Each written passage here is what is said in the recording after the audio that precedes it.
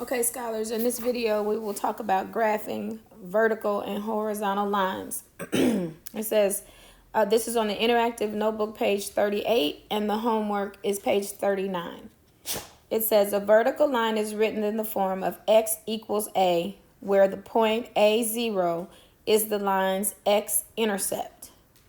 So number one, it says graph x equals -2.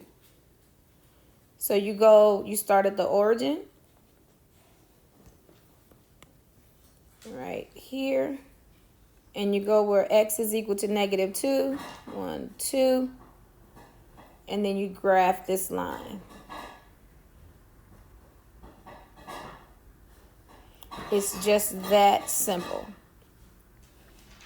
Let's do number 2, where it says graph x equals 3.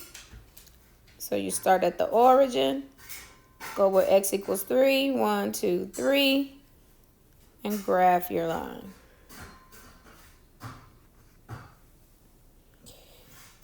I'll leave the rest of those for you to do. It's the same when you want to graph a horizontal line. That's part of your homework page, so I'm just gonna do one of them here where it says graph y equals 4. You start at the origin and go where y equals 4, 1, 2, 3, 4, and graph your line. It's the very same thing.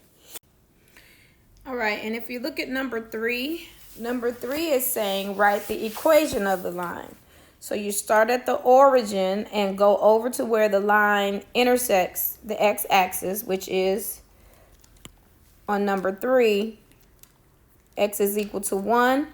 So the equation is x equals 1.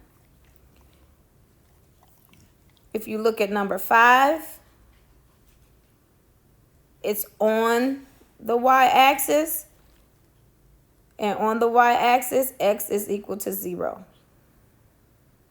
All right, make sure you take a picture of your notes and the completed homework page and submit it on Teams. See you in the next video.